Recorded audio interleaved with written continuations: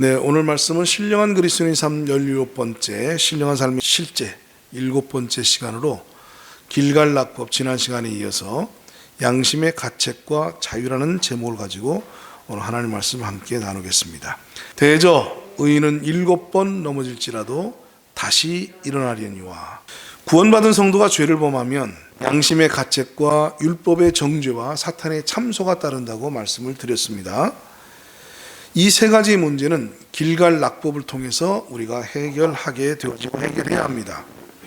구원받은 성도는 성령으로 인하여 각성된 영적 양심에 따라 살게 되어 있어요.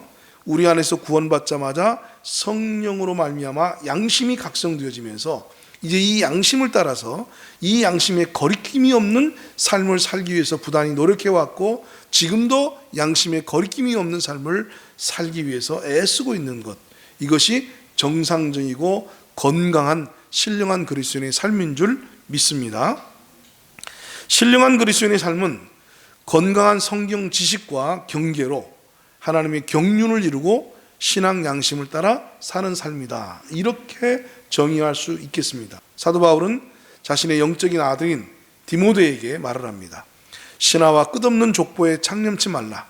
이런 것은 믿음 안에 있는 하나님의 경륜을 이룸보다 도리어 변론을 내는 것이다.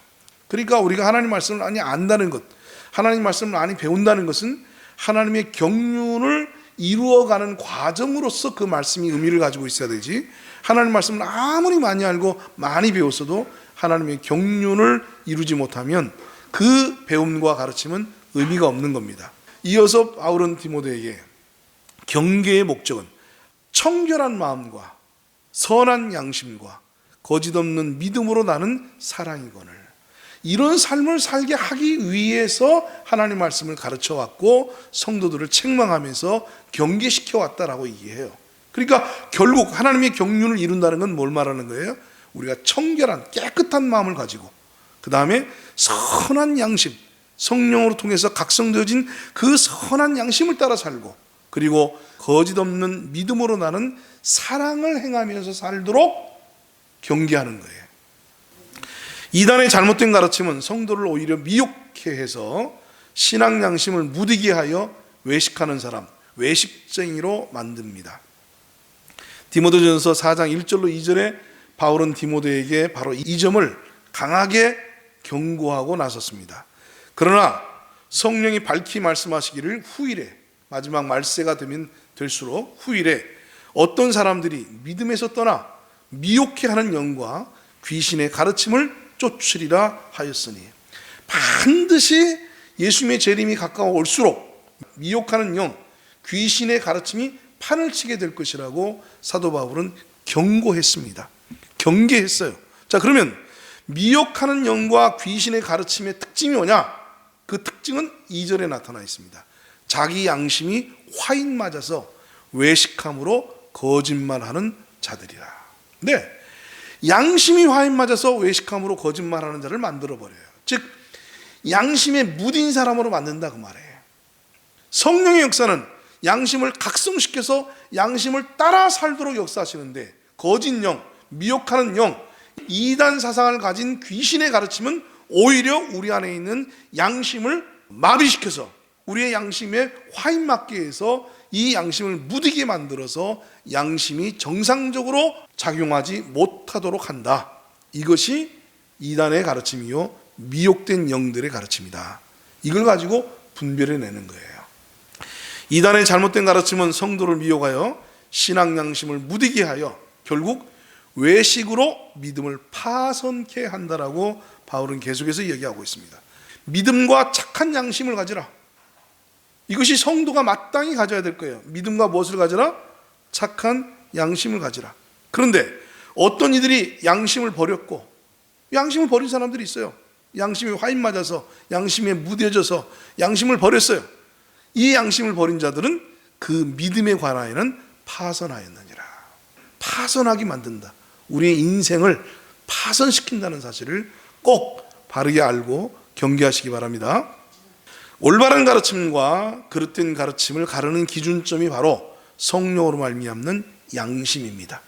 올바른 가르침은 성령으로 말미암아 양심을 각성시키고, 그릇된 가르침은 악한 영, 미혹하는 영으로 말미암아 귀신의 가르침으로 우리 양심을 마비시키고 우리의 양심을 화인맞게 해서 우리 신앙생활을 외식으로 만들어 버린다고 말해요. 겉모습은 그럴듯한데 정작 속은 전혀 경건치 못하고 선한 양심을 따라 깨끗한 거룩과 성결을 추구하는 그런 사람을 만들지 못한다, 그 말입니다. 그래서 올바른 가르침과 그릇된 가르침의 기준점이 바로 이 양심이다 하는 사실입니다. 이렇게 성령으로 각성된 양심은 성도가 죄를 짓기 전후에 양심의 가책을 받게 한단 말이에요. 이러한 양심의 가책은 결국 죄를 경계하고 죄책감에 이르게 합니다. 두 가지의 역할을 하는데, 첫째는 뭐를 한다고요? 양심의 가책이 죄를 경계하게 만들어요. 그래서 우리가 자꾸 죄를 지으려고 할 때마다 자꾸 신호등을 주어서 그 죄를 짓지 못하도록 죄를 경계하게 만드는 이 일을 양심이 하는 겁니다. 죄를 범하고 난 다음에는 후회하고 돌이키고 죄를 지은 사실에 대해서 아파하고 정말 속상해하고 또 다시 이런 죄를 범치 않도록 자기 자신을 돌이키고자 하는 그러한 죄책감을 가지게 한다고 말입니다. 자, 이러한 때에 길갈낙법이 필요한 거예요. 우리가 각성낙법이라 그렇게 말을 하는데, 각성낙법이란 성령으로 각성된 양심에 따라 건강한 죄책과 그리고 죄책감으로부터 우리가 자유를 얻게 하는 것, 이것이 각성낙법이에요. 그러니까 양심과 관련되진, 우리가 죄를 범했을 때 양심의 가책으로 말미암는 그 죄책감이 왔을 때에 그것을 어떻게 우리가 극복하고 이겨낼 수 있는가, 그것은 건강한 죄책과 그 다음에 죄책감으로부터의 자유함을 얻게 하는 것. 낙법은 다치지 않게 우리가 일어설 수 있는 다음 동작을 위해서 넘어지는 기술이라고 말씀을 드렸잖아요. 그러니까 성도가 죄를 짓고 죄책감에 사로잡혔을 때 이제 어떻게 하면 그러면 이 죄책감으로부터 우리가 자유케 될 수 있을까, 벗어날 수 있을까, 바로 그것을 배우는 것이 각성낙법이다. 이 낙법에 대해서 가르쳐 드리겠습니다. 죄책과 죄책감은 다릅니다. 어떻게 다른가? 성도가 성령으로 각성된 양심에 따라 지은 죄를 아파하고 뉘우치는 것은 건강한 죄책이에요. 자기가 죄를 지었으면 그 지은 죄에 대해서 아픔을 가지고, 그리고 괴로워하고 슬퍼하고, 그리고 그 죄를 뉘우치는 것, 이건 건강한 죄책이에요. 이 건강한 죄책은 성령의 역사입니다. 마땅한 거예요. 이 건강한 죄책이 없으면 안 돼요. 성도가 죄를 지어놓고 이런 그 건강한 죄책이 없다? 그 사람은 이미 양심이 무뎌진 거예요. 그 사람은 이미 믿음을 파손해 가고 있는 사람이에요. 하나님과의 관계, 특히 성령의 인도하심과의 그 관계 속에 무언가 부조화가 일어나고 있는 거예요. 그러니까 죄를 지어놓고도 죄에 대한 자책감이 없죠. 죄에 대한 죄책이 없는 거예요. 그러나 건강한 그리스도인이라면, 우리가 신령한 그리스도인으로서 성령의 인도하심을 받고 사는 그리스도인이라면, 욕을 하면 내가 욕을 했네, 짜증내면 내가 짜증을 냈네, 미워하면 내가 왜 이렇게 미워하고 있지 하는 건강한 죄책을 가지게 되어 있는 거예요. 이 죄책이 없으면 그 사람은 지금 정상적이고 건강한 그리스도인의 삶을 살고 있지 못한 것입니다. 여러분 스스로 오늘 이 말씀을 통해서 한번 돌이켜보시기 바랍니다. 내 마음에 죄책이 일어나고 있는가? 만성화되어 있는 사람, 양심이 마비되어 있는 사람, 믿음의 파손이 일어나고 있는 거예요. 여러분, 이건 이론이 아닙니다. 오늘 여러분들 한번 생각해 보세요. 이게 분명히 성령께서 경고를 전해를 하셨는데 요즘은 내가 그런 행동을 해도 경고를 안 받아. 그러면 이미 건강한 그리스도인의 삶이 아닌 거죠. 병든 그리스도인의 삶이에요. 건전한 삶이 아니에요. 뭔가 지금 어그러지고 삐뚤어져 있어요, 우리의 삶에. 여러분, 정말 이 사실을 놓쳐서는 안 될 줄 믿습니다. 오늘 여러분들이 부부지간에 다툼이 있어요. 전에는 다툰 사실에 대해서 아파하고, 하나님 제가 왜 이렇게 다툴까요? 왜 내가 그런 말을 했을까요? 내가 왜 이렇게 또 짜증을 냈을까요? 내가 왜 그런 태도를 보였을까요? 막 괴로워하고 슬퍼하다가 하나님 잘못했어요 하고 회개하고 돌이키고, 여보 아까 내가 잘못했어요. 참 그렇게 말하면서는 안 되는 건데, 이렇게 관계를 회복하고 주님 앞에서 바르게 섰던 사람이었는데 이제는 싸워놓고도 마음에 가책이 안 와. 뭐만 남아? 상처만 남아. 나한테 그따위 말을 해? 어떻게 나한테 그런 행동을 하는데? 그러면서 그가 나에게 잘못됐던 행동과 말만 곱씹으면서 그것에 대해서 화가 나서 그 혈기, 이거를 주체하지 못해가지고 거기에 사로잡혀 있다고 말해요. 그러니까 성령의 음성으로 말미암는 양심의 가책이 나를 주장하지 못하는 거죠. 나의 억울함만, 내가 당했다는 속상함만, 미움과 이런 것들로 가득 채워져 있다는 것은 이미 내가 사탄에게 미혹되어 있단 말이에요. 오늘 우리 말씀을 보았지만 미혹됐어요. 사탄에게 지금 점령을 당하고 있는 겁니다. 내 마음과 내 감정과 내 생각이 사탄의 영에게 우리가 사로잡혀 있는 거예요. 그러나 건강한 그리스도인은 어떻습니까? 과거 우리가 영적으로 깨어 있었을 때를 한번 보세요. 내가 신령한 그리스도인 삶을 살았을 때를 한번 보세요. 기도하면서 늘 주님만 생각하면서 찬송 부르면서 조금만 죄를 지어도 주님, 금방 주님 부르면서 어떻게 내 입에서 이런 말을, 내 마음에 왜 이런 생각이 들어오지? 사탄아 물러가라. 그러면서 금방 내 마음속에 부정적인 생각, 내 마음속에 남을 미워하는 마음, 또 어떤 혈기, 짜증 이런 것들이 올라오면 탁탁 쳐내면서 사탄아 물러가라 이러면서 우리가 나 자신을 경계했다 그 말이에요.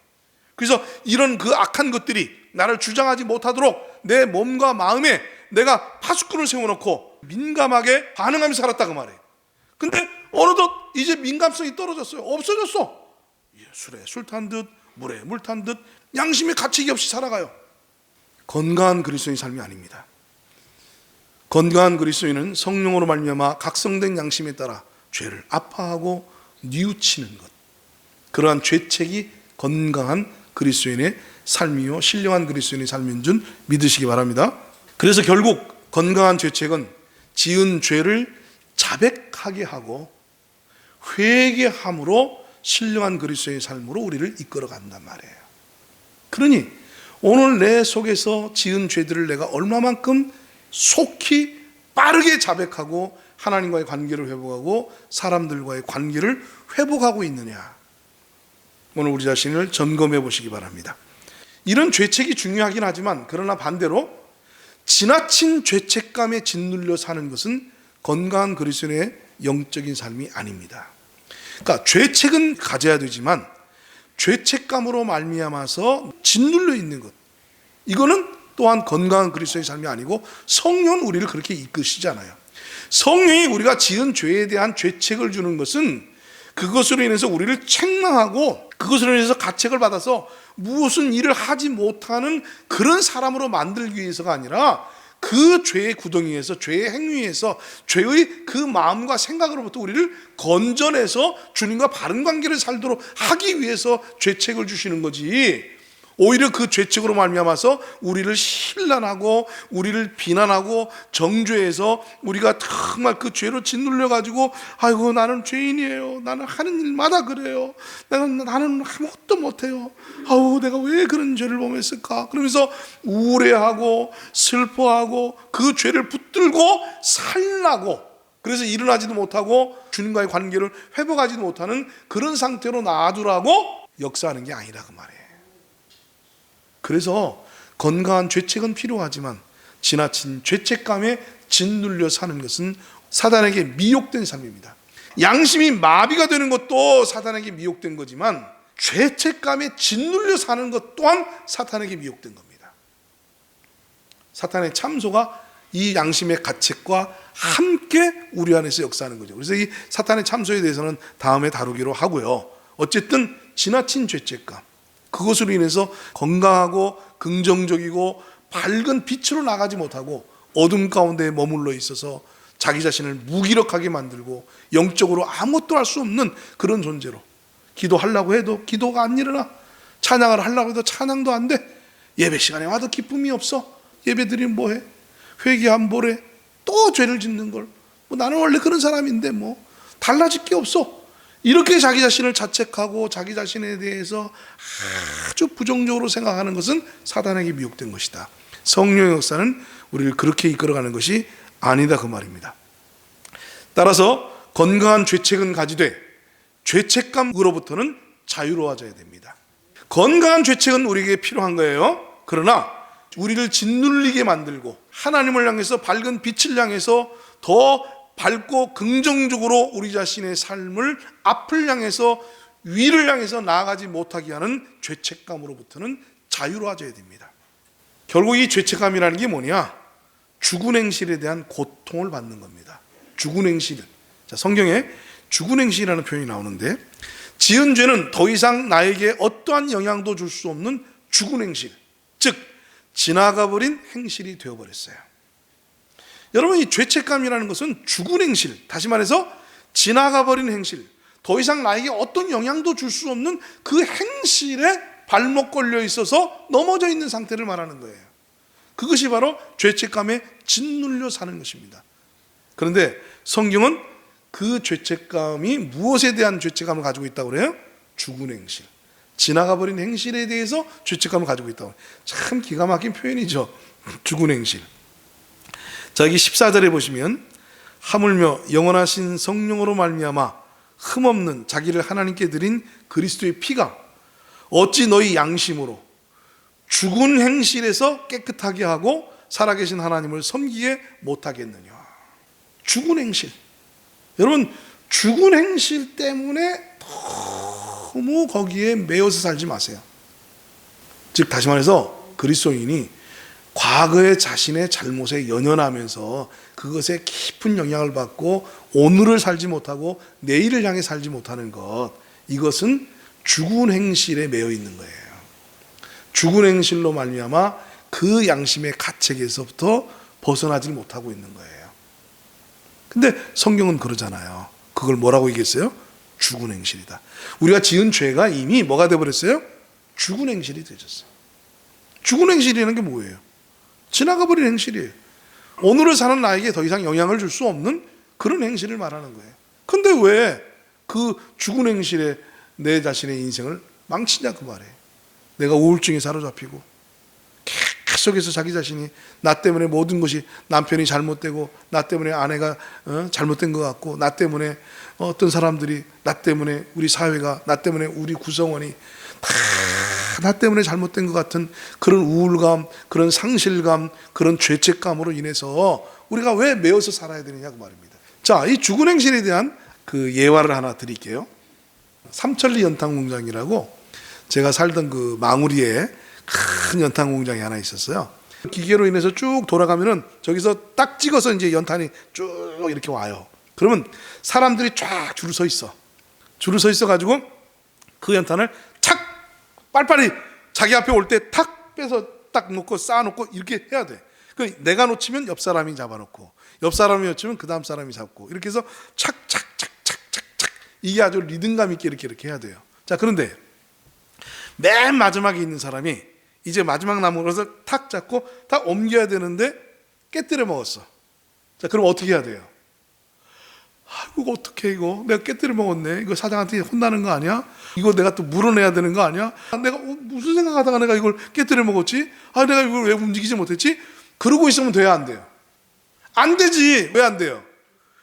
계속해서 오는 거를 계속해서 오는 거야. 그러니까 내가 그것을 깨뜨려 먹은 그 연탄에 집착을 하게 되고, 그로 인해서 자책하고, 그로 인해서 막 안절부절 어쩔 줄 몰라 하는 순간 새로운 연탄들이 계속해서 깨진단 말이에요.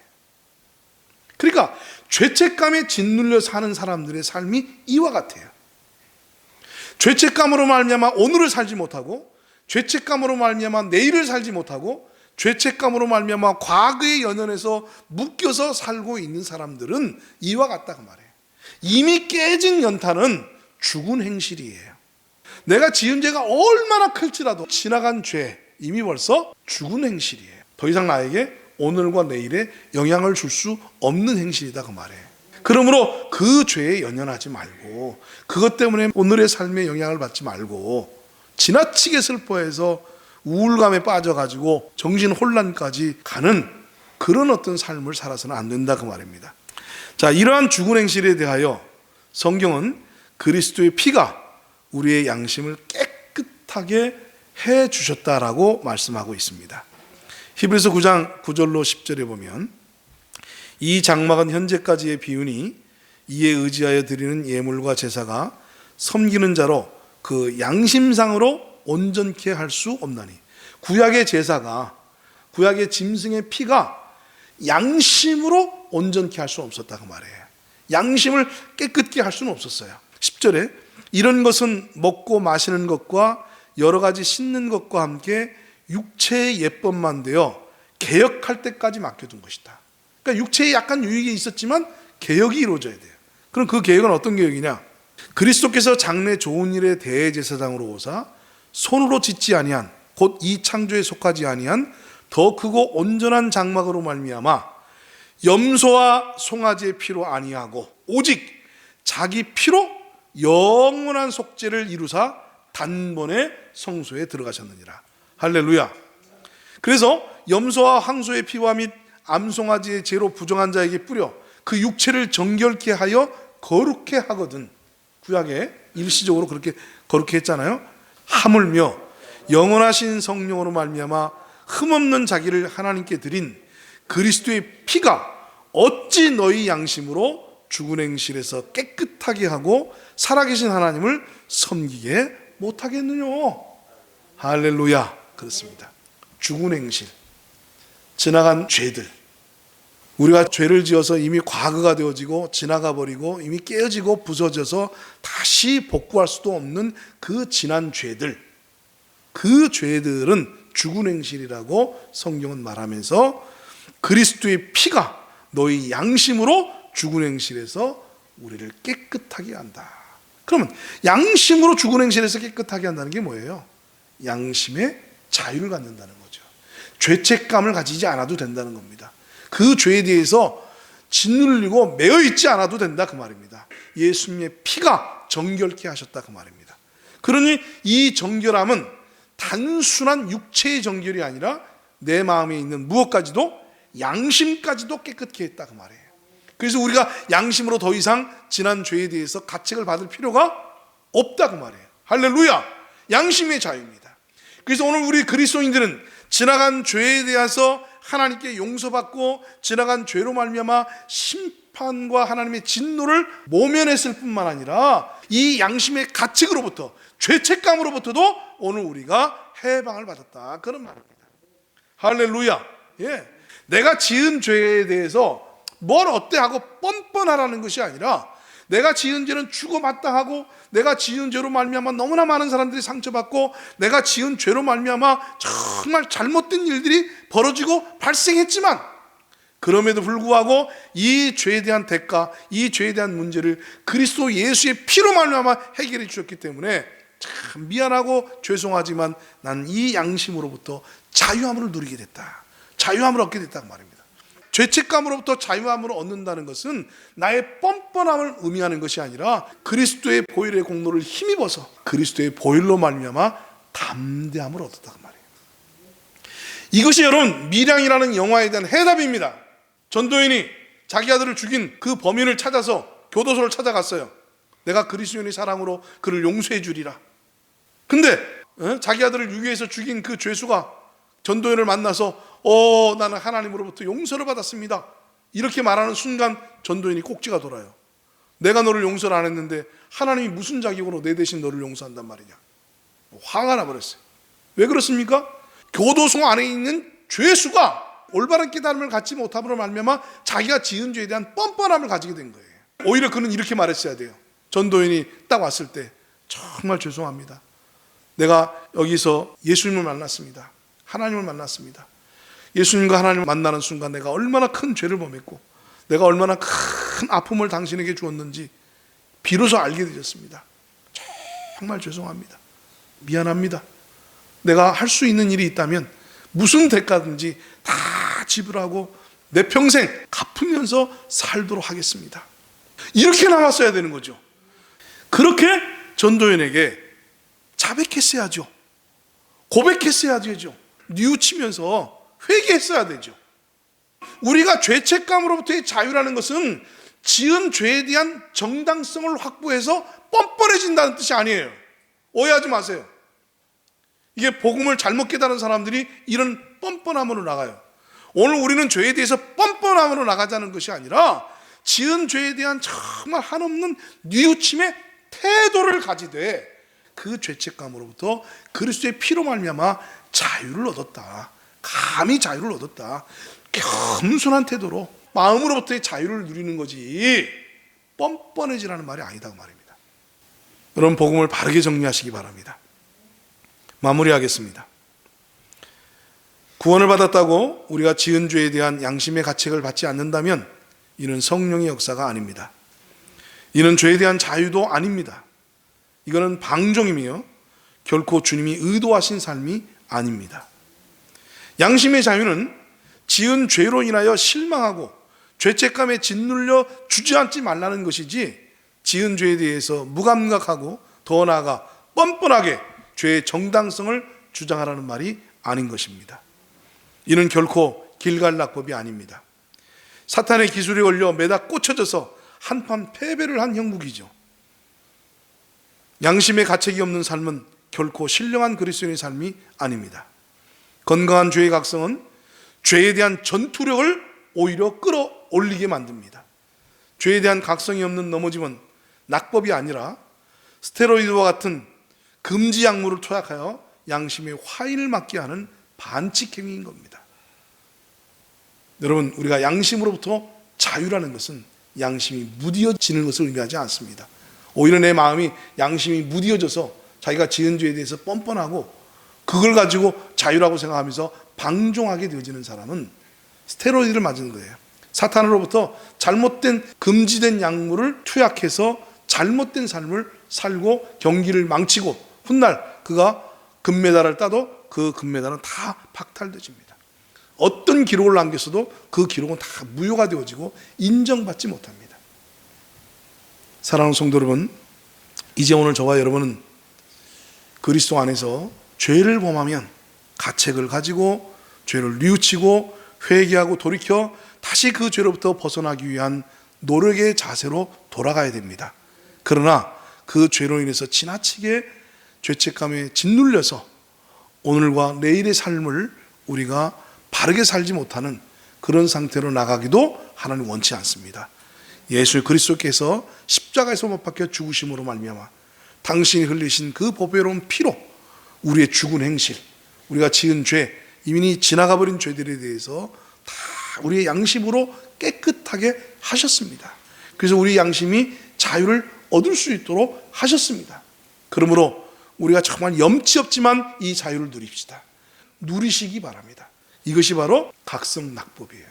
성도가 죄를 지었을 때 우리가 그 죄로 말미암아 회개하는 자리로 나가고 그 다음에 죄로 말미암아서 짓눌려서 죄책감 받지 않으면서 벌떡 일어서서 피 흘리기까지 다시 죄와 싸우는 자세로 돌입하는 모습, 이것이 각성낙법인 줄 믿으시기 바랍니다.